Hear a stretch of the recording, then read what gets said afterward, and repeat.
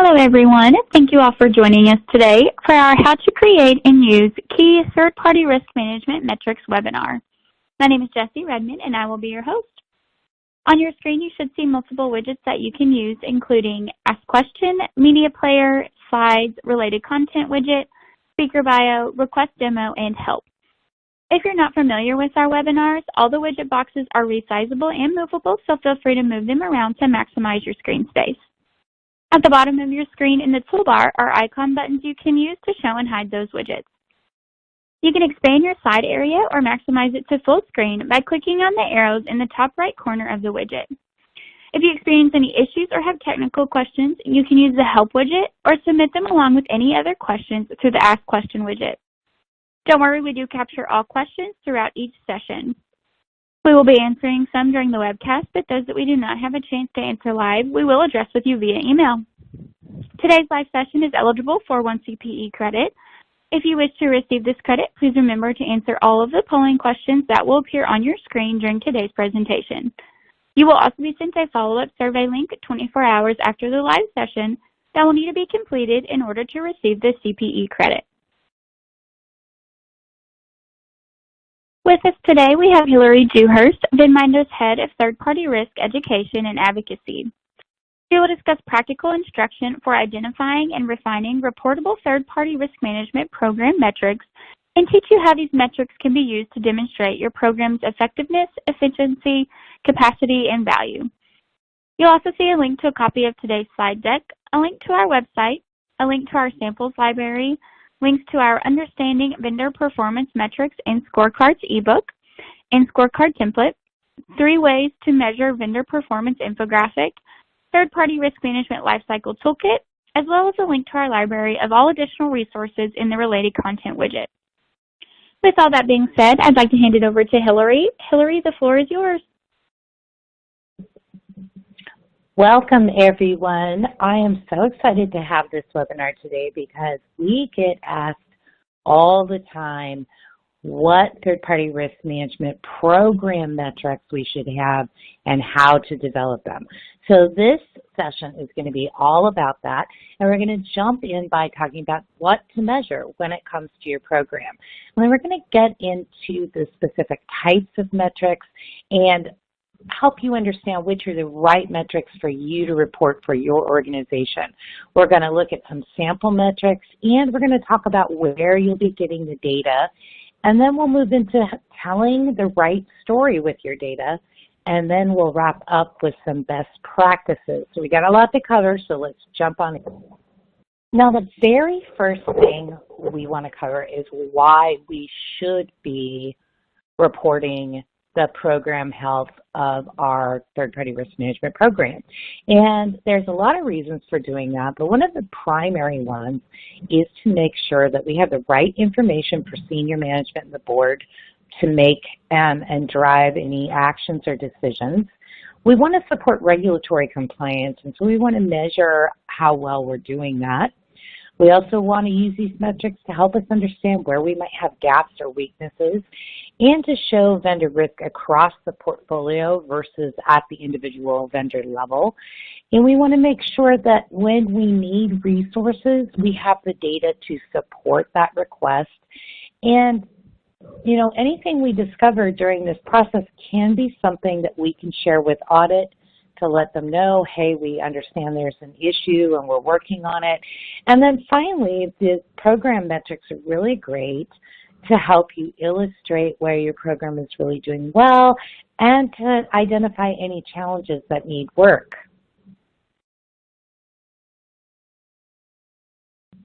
So let's get into understanding metrics. So this is going to be a little metrics 101 for the next few slides.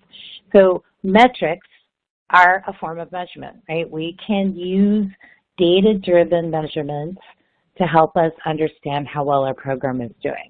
And with all metrics, there's different types of metrics and they're used for different purposes.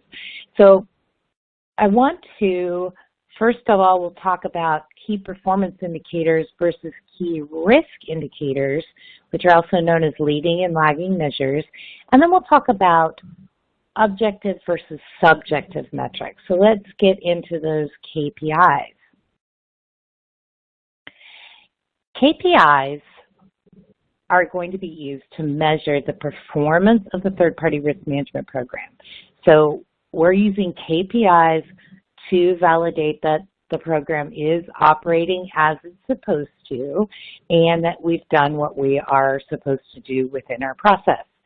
So examples of KPIs that we could use might be the number of vendor engagements or the percentage of vendor engagements that are in compliance with all your program requirements.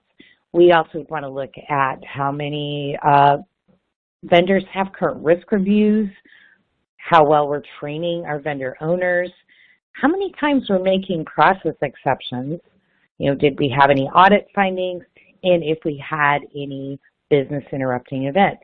Now, it's really important to understand that a KPI is always a backward-looking measure, and this is known as a lagging indicator. It's telling us about something that's already happened, and we use this information to make reactive business decisions. So KPIs are telling us about something that's already happened. But let's say RIs, or key risk indicators, they tell us when we might be approaching a situation that we need to pay more attention to, and they're providing us that early warning, right? Instead of looking at something that's already happened, they're giving us that future forward look. So let's look at some examples of key risk indicators. Again, we might look at the number or percentage of vendors that are past due for the risk review. Why is that a key risk indicator? Well, the longer that process takes when we're not on schedule, it increases the likelihood that something can happen, that one of those risks will manifest and impact our organization or our customers. We would want to look at the number of our vendors that have employee compliance training, or the number of vendors that have missing security patch management processes. So if they're not updating and patching their systems as it's recommended, it increases that likelihood that we're going to have a cyber event. We'd also want to look at how many vendors are we actually sharing PII with.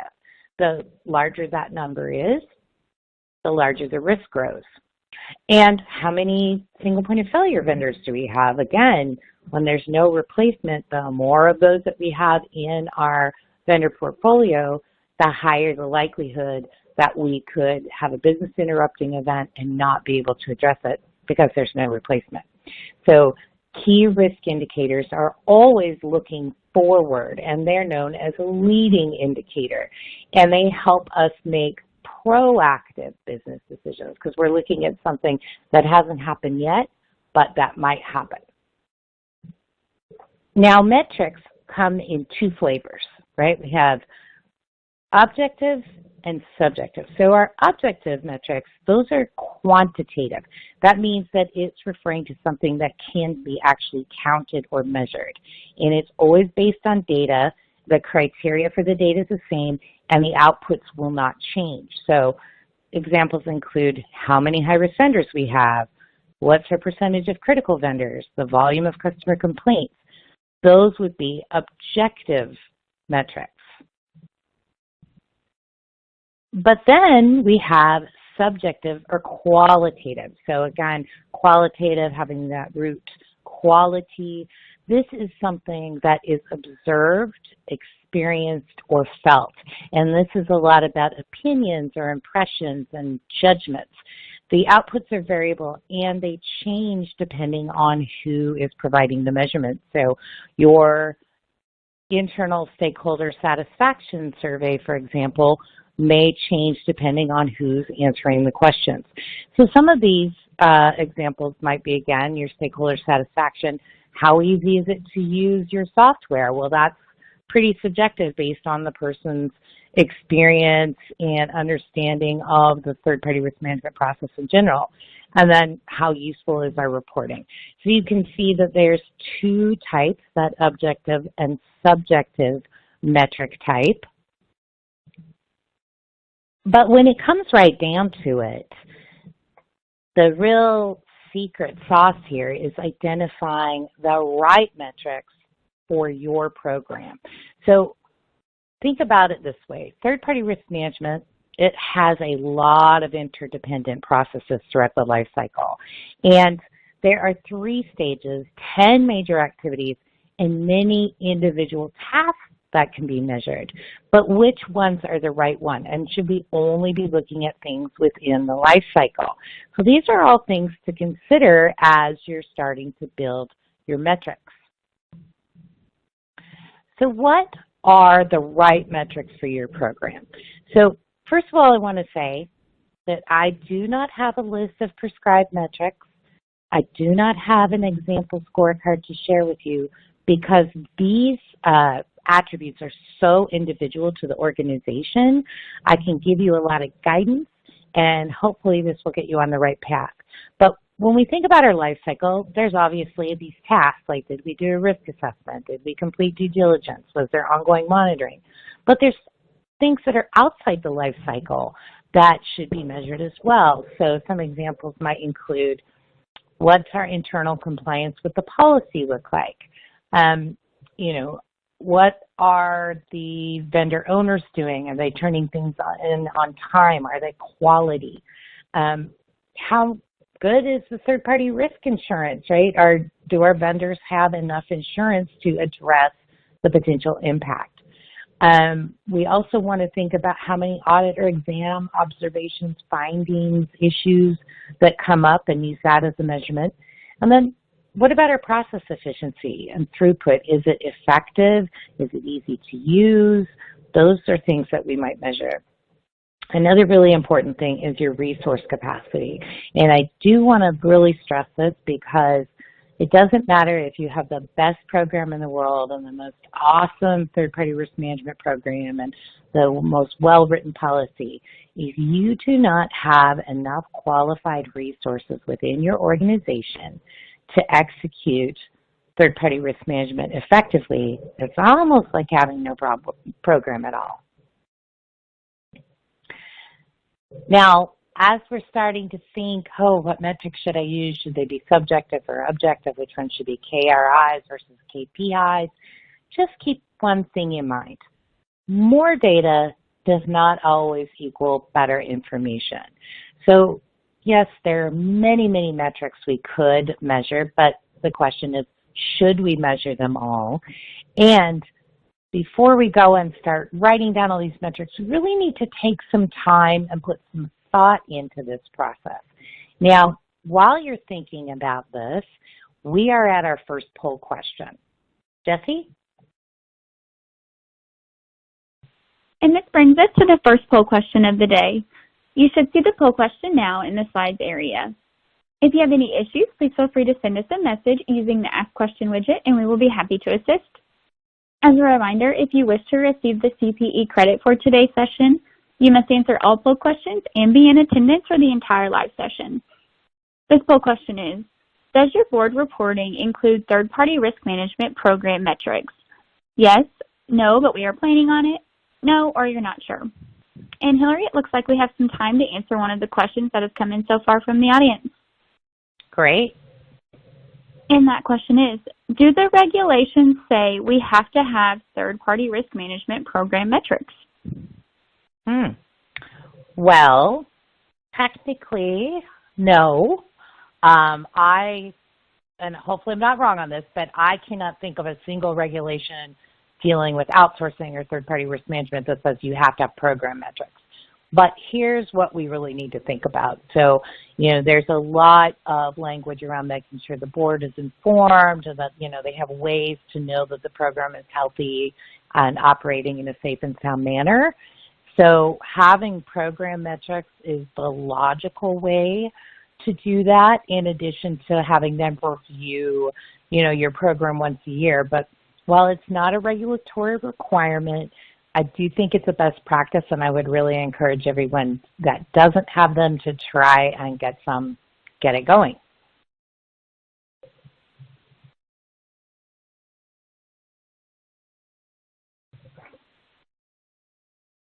Thanks, everyone, for answering that poll question. Here are those results.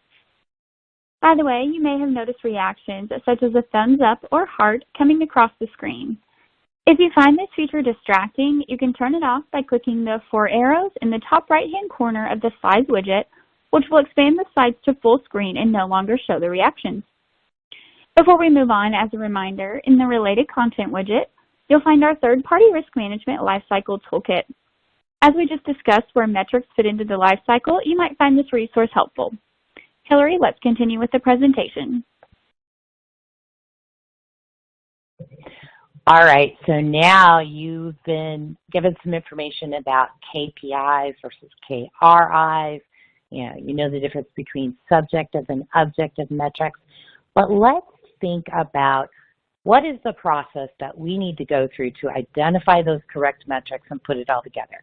So we have a very simple 10-step approach that can help you and your organization identify your best third-party risk management program metrics.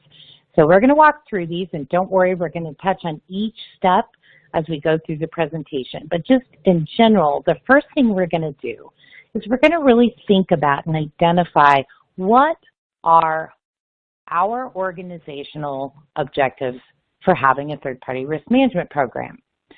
Once we identify those, we're going to prioritize them in order of importance. Then we're going to select the top 3 to 5 objectives. And for each objective, we are going to come up with 3 to 5 metrics for each objective. We're also going to test our data and our calculations, and we're going to start setting some thresholds. So because when we're using metrics, we should have a target or we should have a range that we're trying to be in. So that's a really important part of this process. Then we're going to take that information, we're going to review it with our stakeholders, and we're going to get some feedback. And if necessary, we'll revise a little bit. So to begin at the beginning, what is your organization's objective for your third-party risk management program? Now, surprisingly, these are not always the same at every organization, and I've listed a few here to help get your wheels turning. But, you know, one of the #1 reasons that anybody has a third-party risk management program is for regulatory compliance. Mitigating vendor risk, you know, maybe we want to be more strategic about how we select and use our vendors. We want to protect our reputation and brand. Maybe we are doing third-party risk management to give our investors more confidence. We want to be ready for our audits. You know, business continuity and disaster recovery is a really big part of why we do these programs. Cybersecurity protection for sure. And then there may be many others at your organization. So the first thing you want to do is you want to write down as many of these objectives as you can think of. And once you have your list, you will start prioritizing them. So obviously some of these objectives are going to be more prevalent, more important than the others. So if you can, put them in order of importance. Now, if you're not sure about this, then, you know, talk to some of your stakeholders, talk to your manager, talk to your enterprise risk team. We want to get on board and make sure, hey, we're all in agreement as to why we have this program, because that's what we're going to start to measure. So in this list, I've prioritized 6 that I see is pretty common. The first one is regulatory compliance, the second one is vendor risk, and the third one would be vendor performance and value. So once you have your list, all right, so now you've identified your objectives. You've picked out your top 3 to 5, and you now want to start thinking of possible metrics for each one of those objectives. So let's just look at some examples here. For this slide, I've chosen the top 3. So compliance, regulatory, and others. So what metrics might demonstrate compliance? Well, how many critical vendors have current risk reviews? What are our customer complaints look like? How many internal program compliance failures do we have? If we want to look at mitigating vendor risk, maybe we want to look at what the inherent risk of our vendor population is versus the residual risk. So this can be a little tricky, but if you can find a good way to measure maybe your critical and high This is a great way to demonstrate that actually going through this process and adhering to the program is reducing the likelihood, the occurrence, the severity, or impact of these risks. We might look at how many business interrupting events we have, past due vendor issues, and single point of failure vendors. And for the last one here, vendor performance and value. So maybe we'd want to measure how many vendors are meeting or exceeding their SLAs, how many critical and high-risk vendors have regular performance reviews, and then to follow up with that, what's the line of business adherence to that review schedule, and then how many vendors do we have with tested BCDR plans. All right, so you're getting the idea here, but where are we going to get this information? What are our data sources for these metrics? So the first place I like to start is what are the activities in your vendor or third-party risk management lifecycle? So, what activities happening in planning, or risk assessments, due diligence, ongoing risk monitoring, performance management, exit planning, et cetera. That's a great source for metrics. But then we also want to look at our program operations. So, how many vendors did we train? How satisfied are our internal stakeholders? What's our capacity and throughput? Are we meeting internal SLAs? And then again, what does our resource capacity look like? If you want to look at program governance, is another source of metrics. How often are we reviewing and updating the policy? How many issues do we have open? How many have had to be escalated? And what were the findings or issues from any audits or exam? And then we want to look at the program risk management. So how many risks were identified? How many risks were not avoided? So, hey, we went through and we did 30 due diligence reviews this year, and we caught 2 or 3, sent them back to the drawing board, required mitigation, but unfortunately we had one that was not avoided. That might be something we want to look at and measure.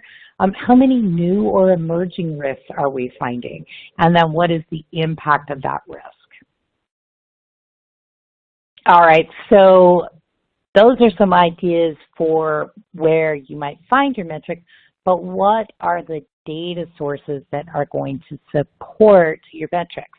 So the very first one for almost everyone is going to be your third-party risk management system. Hopefully you have some sort of software platform or tool that you don't have to extract all of these from Excel sheets, but your system is going to be probably the majority of your data source for these metrics. We also might want to think about our accounts payable systems, and if there's a separate issue management and tracking system, maybe it's run by your enterprise risk group or compliance, that could be a good data source. Information security, maybe they have some tools and reporting that they're doing, maybe like access management, vendor access management, for example. That might be a good data source for you. Your contract management systems, customer complaint logs, any satisfaction surveys, your audit or exam, and another really great one is third-party risk management, benchmarking surveys and reports. So that's something you have to go externally to look for, but they can be very helpful when you want to put on some, how are we comparing to everyone else metrics. Now, you're probably getting pretty excited. You have a lot of ideas. You're thinking about all the places you can go get data and what metrics you might use.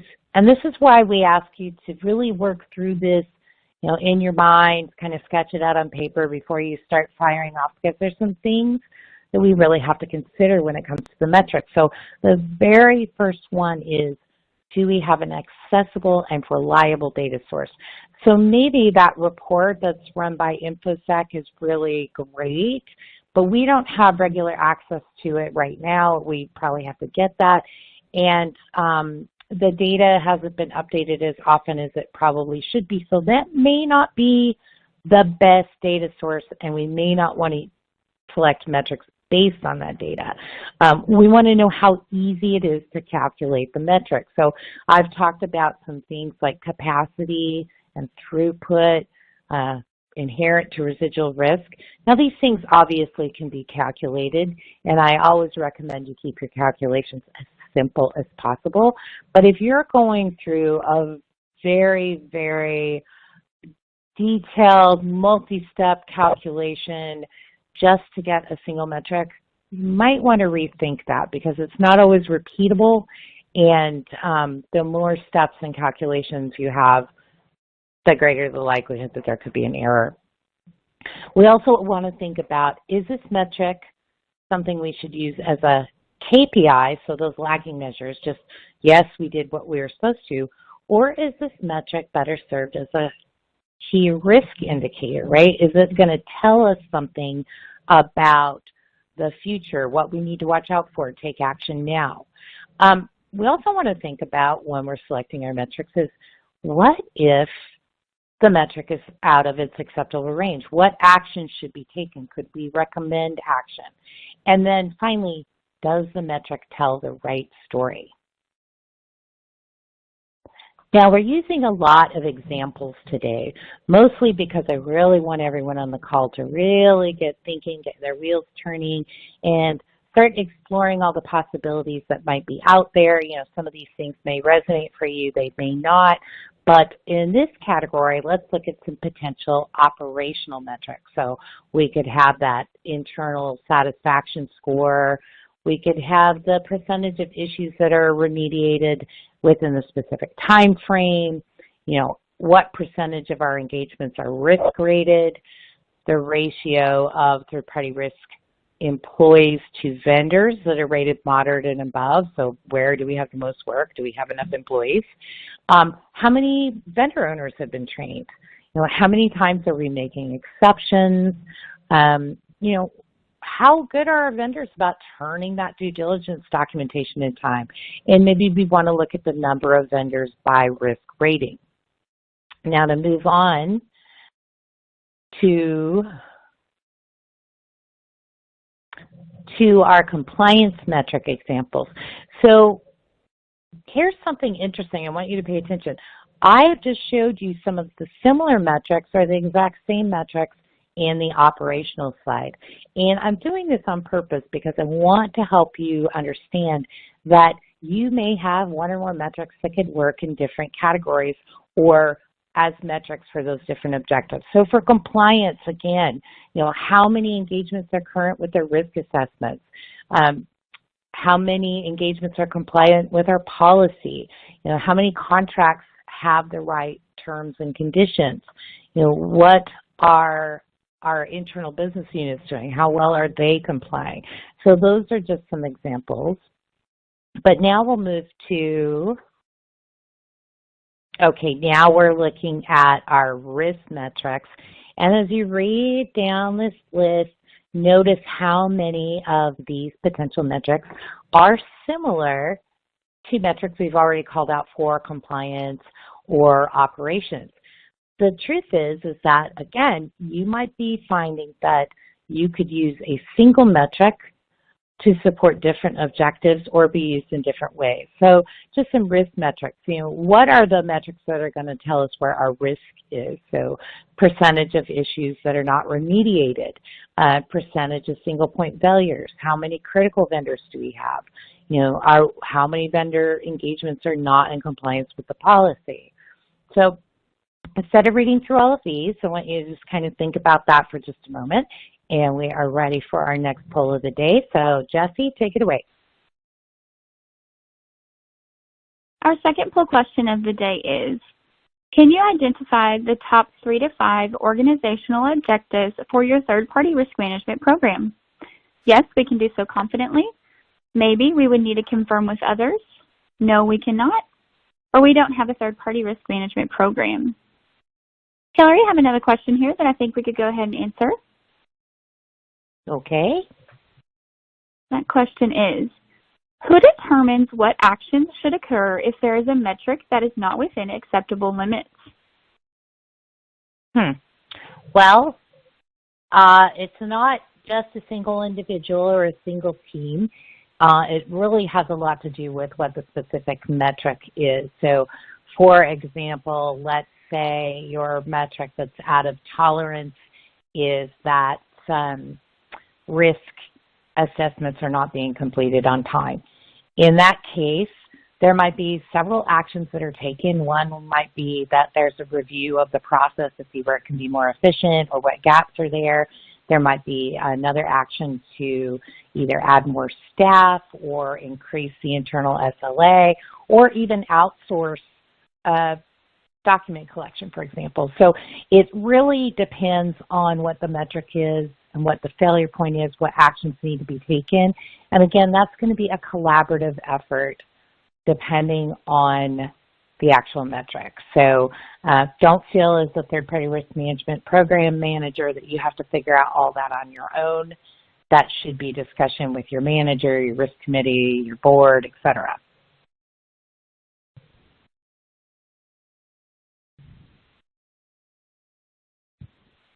Okay, everyone, here are those results. Thanks again for taking the time to answer the poll. Before continuing, I would like to direct your attention to our Understanding Vendor Performance Metrics and Scorecards ebook and scorecard template within the related content widget. This helpful resource contains an ebook and a fillable template. Hillary, I'll pass it back to you.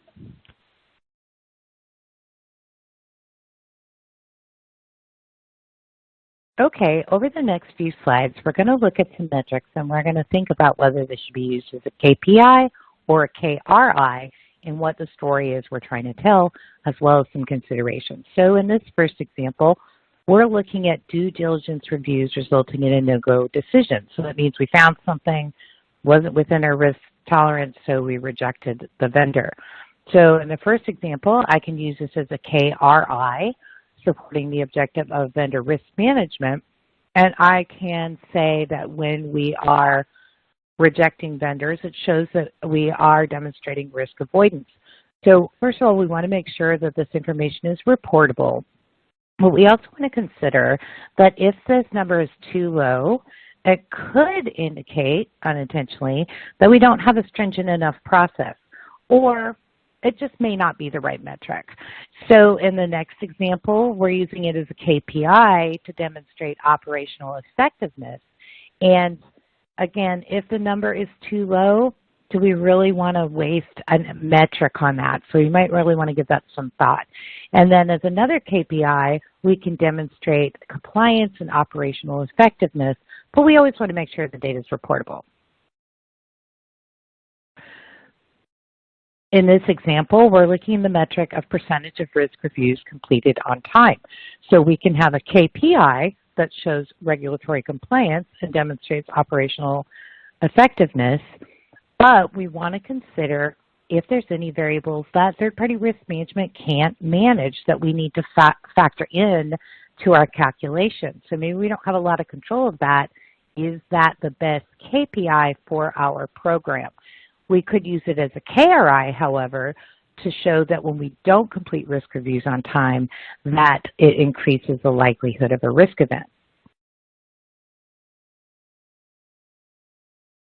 In this example, we're looking at operational metrics. We want to look at how many vendor owners have been trained as a KPI.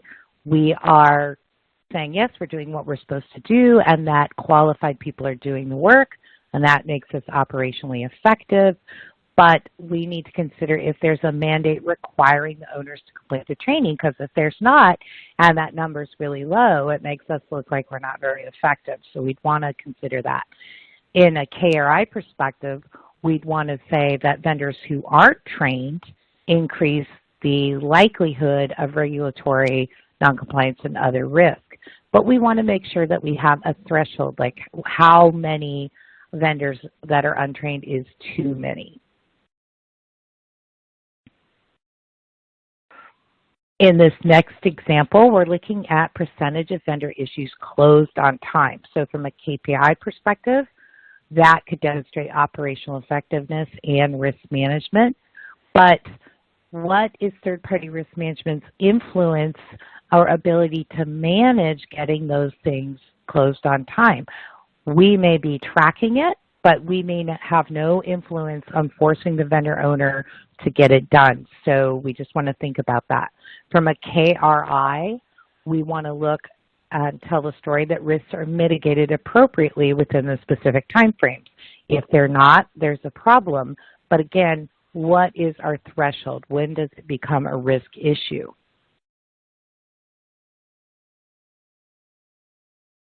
Now, in this example, the operational metrics around program capacity, I absolutely recommend that you do include at least one capacity metric in your reporting, because a lot of times we ask for extra resources or money and it just, it comes across as we're complaining or it's not that big a deal. But once you add data to that argument and you can track it over time, it's a lot more likely you'll get what you need when you're supporting that request with data. So in this metric, we're looking at third-party risk management team members to the number of vendors that are risk rated moderate or above. In all of these, I'm going to use this as a risk indicator because we need to show that compliance is at risk when we don't have enough resources. Core risk management processes and vendor performance management can all be at risk when we don't have enough people. But again, how many is enough? That's the threshold we need to establish. Now, hopefully you've been able to see how KPIs and KRIs can be applied and what their purpose is. But if you're just starting out, it's really easy to think about, oh, we're just going to measure the KPIs. Are we doing what we're supposed to do? But the truth is that your program metrics will have much more value if you add in those KRIs, right? We're about risk management, third-party risk management. So if we can have data points that support and enhance our risk management, we just up the value of our whole program. So remember, your KPIs confirm that the program has performed as expected, and your KRIs are giving actionable data to prevent risks from occurring or becoming worse. I'm going to share a little neat trick with you all when it comes to your metrics. This can be an excellent strategy for developing your metrics, and that is to, for each metric, prepare a KPI and an associated KRI. This is going to give you the most bang for your buck. So for example, in this metric, the percentage of engagements risk rated, our KPI, we show that we're operationally effective and that we're complying with the policy and that we have internal program compliance. But our KRIs are business interrupting events, audit exams or findings, reputational damage and financial loss are at a higher risk the higher the percentage of engagements that are not risk rated. So the single metric has two dimensions. It shows we're doing what we're supposed to do and is helping us manage risk. It's really important to remember that your measurements, your metrics, your values really don't have any meaning unless they're compared to a target or what should we be doing, what is the right percentage, how many is too many. So we want to make sure that we can identify those thresholds and think about if a metric is outside the limits, that actions must be taken. So here's some examples. So, the percentage of critical vendors. We don't want that to exceed 15% of our total vendor population. Or the ratio of third-party risk management team members to the number of vendors rated moderate above. The right ratio is 1 employee for every 200 vendors. If we get beyond that, do we need to outsource? Do we need to hire extra people, et cetera? So you can see that metrics are really important, but we need to have those thresholds defined. Now, putting all these metrics together, really thinking through it is never just a quick and easy task. I mean, hopefully it's easier for you now that you've been given all this information, but let's think about some of the common challenges. And when you run up against these challenges, it's a good red flag to think twice about that metric. So first of all, the data is too hard to collect or interpret, or we need to use too many data points to calculate a single metric. We might need to rethink that. What if the metric doesn't tell the compelling story or it's not actionable? Then we should rethink that metric. And a lot of times we're measuring something, but it isn't the right data dimension. So we need to watch out for that as well. All right, so putting this all together, You've identified your program metrics. Let's go through what you need to do before you finalize them. So we're going to test those data sources and calculations. And we're going to really review that story we're trying to tell. And we want to make sure that the metrics tell the story, right? We're doing what we're supposed to be doing, but that they're also helping us identify and manage risk. We want to then take our metrics and we want to review them with some key stakeholders and get their feedback and their opinions, because they may have a perspective of something we didn't see or think about, or some information that might be really useful. And then be prepared to revise them as necessary. So we are up to our last poll question of the day, so I'll turn it over to Jessie. This poll question is, how challenging do you feel it would be to implement third-party risk management program metrics in the next 12 to 18 months? Not challenging, we could do it. Somewhat challenging, there are some barriers, but it is achievable. Very challenging, it would be significant obstacles and not likely to happen soon. We already have third-party risk management program metrics, or you're not sure. Hillary, let's go ahead and answer another question from the audience. Let's do it. All right, that question is there a source to find third-party risk management program KPIs? Well, there's not a definitive source. There's not like a website or anything I can point you to. Now, I do know that if you Google third-party risk management program metrics, you're going to get a bunch of hits back, and I did this in preparation for this webinar, and there are quite a few ideas out there, very similar to what we've been looking at in the presentation. But just remember that you and your organization are the best source for your KPIs. So if you follow the process we're talking about today, you shouldn't have too much of an issue figuring out enough to at least get started. I hope that helps. Thanks, Hillary. And just as a reminder to everyone, if you have any issues submitting your poll answers, please feel free to send us a message via the Ask Question widget, and we will be happy to assist. Thank you.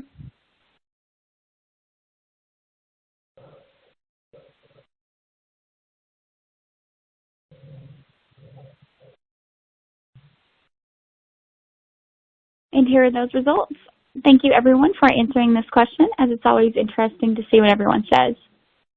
And quickly, I would like to point out that we have our 3 ways to measure vendor performance infographic available for download in the related content widget.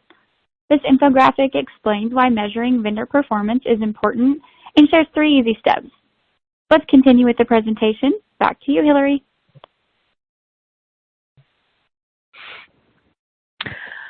So let's think about what we need to do moving forward. So first of all, keep your initial metrics limited. Try 3 to 5 metrics per program objective initially. So if you have 3 program objectives, let's say you're using 5 metrics, that's 15 metrics. You know, the process will evolve over time, and you will find that you need to add or delete or choose completely different metrics. So that's why it's recommended you keep it fairly limited in the beginning so that you don't have a tremendous amount of rework to do as things change. The next thing I recommend is don't get stuck in analysis paralysis. You know, some metrics are going to be really obvious, and some are not so, but they become more apparent over time. It's always better to get started, just draw a line in the sand, start the process, get some metrics out there, and refine them as you move forward. Just stalling and not doing it because you can't think of the right metrics, you will always do better if you just get started. The next thing is consult with your other internal risk domains. So maybe your enterprise risk management, your compliance, your InfoSec. They may be doing similar exercises and have some tips or tricks or some information to share. And as part of that, you need to stay open to feedback and constructive criticism because you want to have the best program metrics possible. All right, so now we've got our metrics. We feel pretty good about them. We've got stakeholder feedback. We've got to kind of assemble it for the stakeholders. So first of all, I want to say how you do this is really up to you and your organization. You know, I've worked for organizations that have very strict formatting requirements for reports. We had to use all the same templates and all the same graphs, etc. You know, if your organization is of a size that they have a dedicated team that works on reporting, so governance reporting team, for example, go talk to them, consult with them. They may have some great ideas about how to lay the information out. They may have templates you can use. They may have some practical advice to save you some time, so go talk to them.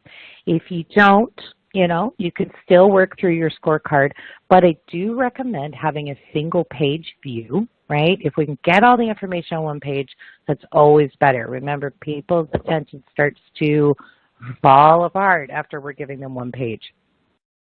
Use a red, amber, green color coding system so that the viewer can instantly identify any metrics that are at risk or outside the acceptable thresholds.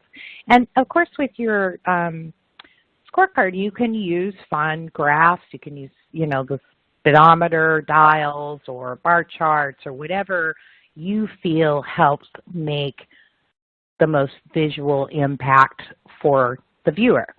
Now, a lot of us aren't going to do that. We can still just use a spreadsheet formula, but we do want to keep it by a single page, and we still want to use that red, amber, green color system. But we also want to clearly call out the data using really clear section and column headers. So keep that in mind as you prepare your information. Now, you've got a great scorecard. You've got fantastic metrics because you've been working so hard on them. So what do we need to do with them, and how often do we need to do that? So the first thing is we should be putting this information together at least on a quarterly basis. Because if we do it any less frequently than that, especially where those KRIs are concerned, we might be missing an opportunity to catch a risk early and help mitigate it. If we're doing it more frequently than that, it could be just a lot of extra work without a lot more information. So it is a balance you have to strike, and it might take some fine-tuning over time. At a minimum, you should be sharing this with your board of directors and senior management. If you can fit that into your quarterly board reporting or, you know, a monthly report for senior managers, that's great. But you should also be sharing this information with your risk committees, because risk committees by nature are supposed to help address things kind of on the ground before they go up to the board and senior management level.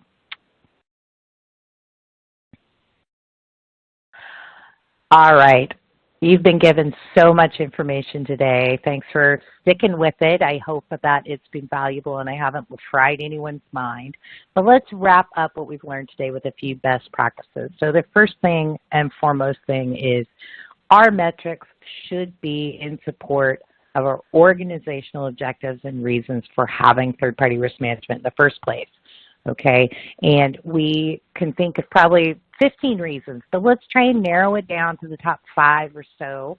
And for each objective, try not to have more than 3 to 5 metrics per objective.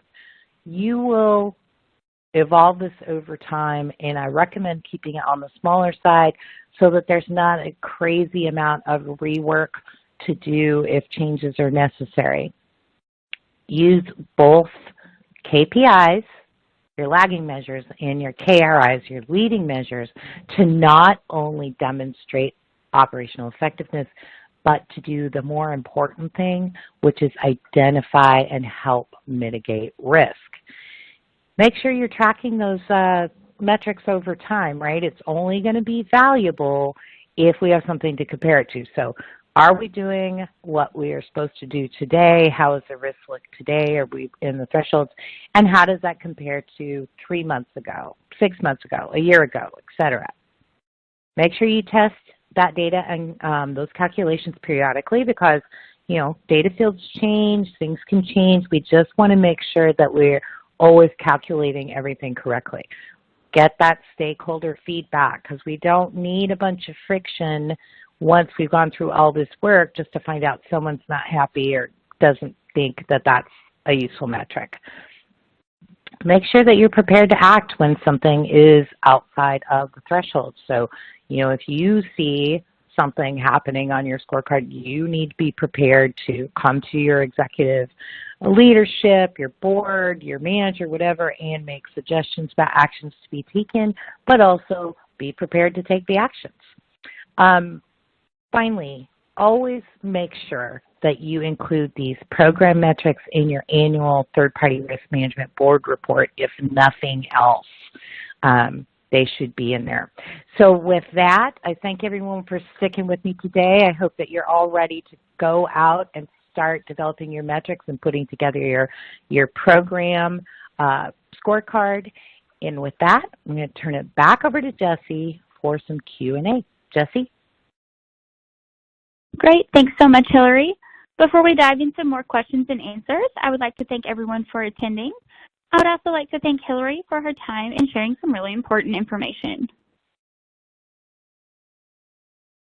On your screen now, you will see our upcoming webinars. On November 15th, our Incorporating Vendor Issue Management into Your Third-Party Risk Management Process. And on November 29th, our Third-Party Risk Management Regulatory Expectations to Know webinars.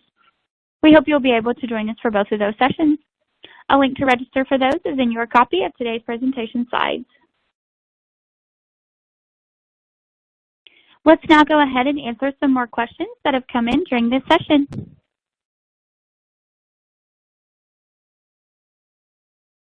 Okay, Hillary, this next question is, what is a single point of failure vendor? Oh, gosh, I'm so sorry I put that in there and I didn't explain. A single point of failure vendor is one that has no possible replacement. So they're kind of a standalone in the marketplace. They don't have any competition. Or it could also be a vendor that would take so much time and money and resources to get it up and running that it's just not a practical plan. So those are those few vendors. We all have a few that we just can't replace them. So that's a single point of failure. Great. Next question. What are vendor owners? Vendor owners are the individuals, usually within the line of business, who own the day-to-day relationship with the vendor. So they're responsible for the product or service that vendor is provided, on an internal basis. And because of that, they actually own the risk associated with the vendor. And those are the folks that we depend on to complete a bunch of third-party risk management tasks and activities throughout the life cycle. Perfect. Our next question, how would you know if a risk assessment is inaccurate?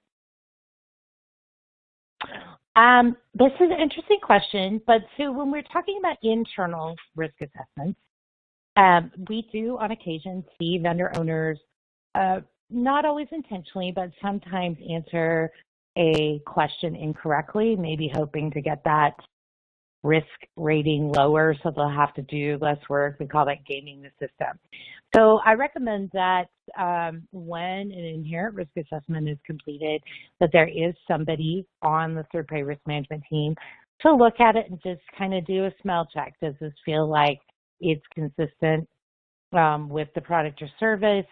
Ask questions if necessary, just to confirm that everything seems correct before we go ahead and finalize that risk rating. On external risk assessments, maybe from your SMEs, I don't have a specific way to say this is incorrect or not. There's a lot of variables there. But if you're choosing to work with a firm externally, you do need to research their background and qualifications to make sure that they are qualified to provide that opinion. And you should also have contract language about issue resolution should a problem like that arise. Great. This next question is, When you are talking about training, are you speaking of vendor owners in the organization or the vendor itself? We are talking about vendor owners, so we do need to make sure those people are trained so that they know how to fulfill those tasks and activities we just talked about. We can't expect them to go out and manage the risk if they really don't have the education or the skills to do that. So we are talking about making sure your vendor owners are trained. Now, if you're lucky, you might have a program, you might have enough bandwidth to provide some level of training to your vendors as well. That's always a good idea, although many, many programs cannot do that. The scope is too big. Perfect. Next question. What is meant by measuring the right data dimension? This is a good question. So let's take, for example, you want to measure the effectiveness of your internal risk assessments. So we don't want to count how many risk assessments we've completed because that doesn't tell us if the information is correct. We want to look at the number of issues that are found and remediated, for example. So when you're thinking about how to tell that story, just go back and ask the question, is this the right data dimension that we need to report on? Like, we don't want to just count something. We want to look for exceptions or issues or things completed on time. I hope that helps. That's great. This next question, how much time would you dedicate to third-party risk management metrics? Well, initially, there's going to be a good amount of work that goes into identifying them and, testing all your data sources and getting that stakeholder feedback and, of course, reporting them. But after you've finalized or, put in motion your initial metrics, it really shouldn't take that long to go ahead and collect them and report on them. I would say in a quarter, a program shouldn't really be spending more than 10 hours total over the quarter to assemble and report those metrics. Great. This next question is, how do you think about tailoring your metrics to various audiences, such as the board versus other stakeholders, etc.? This is a really great question. And unlike other reporting, where we do want to maybe tailor that reporting to that specific stakeholder group, when it comes to your program metrics, you should use the same program metrics across the board. The reason for that is that we are saying this is how the program is measured, and this is how we are validating that performance and that risk management up to the board level. So there really shouldn't be any subsections of this report. Again, let's say you're doing your 3 to 5 metrics. You'll have your 15 or so metrics. These are your program metrics. I would not recommend switching them around or doing a special report for other stakeholders because it tends to dilute the importance of having those program metrics. Okay, great. I think we have time for one last question. What is a good time frame to allow a vendor to remain on a risk plan before expecting to see improvement? Wow, that is a really hard question because there's a lot of variables there. First of all, what is the risk rating of the vendor? What's the product and service? How critical it is to you? What kind of SLAs do you have in the contract around that? But generally, I would say that once an issue has been surfaced, regardless of what it is, that the vendor should have a written mitigation plan available within 14 business days, so 2 weeks. And, what happens after that is really, again, dependent on those variables. But I am a firm believer in waiting dissipates action. So you always want to move as quickly as you can, as decisively as you can, to course correct as soon as you can. Awesome. Thanks so much, Hillary. Unfortunately, that is all the time we have left for questions today. Thank you again, Hillary, for taking the time to address some of those that came in. Any questions we did not have time to answer today, we will address offline. We would like to thank you all for attending and hope you found today's session valuable. A big thank you to Hillary for her time and great content. You can ask even more questions inside of our third-party think tank, an online community that is dedicated to third-party risk professionals and free to join. Just because today's session has ended doesn't mean the conversations and questions must. Post your questions at thirdpartythinktank.com and see what your peers have to say. In the community, you'll find thousands of free educational resources related to third-party risk management topics, including metrics and reporting to assist you. If you'd like to become a member of Third Party Think Tank, you can register on the site or shoot us an email, and we'll get you registered and send you a link to set your password. We did record today's session, and that recording link will be provided to you in a follow-up email that you will receive tomorrow afternoon. Also in that follow-up email will be the survey link for you to request a CPE credit. On behalf of Inminder, it has been a pleasure. Thank you, and have a great rest of your day.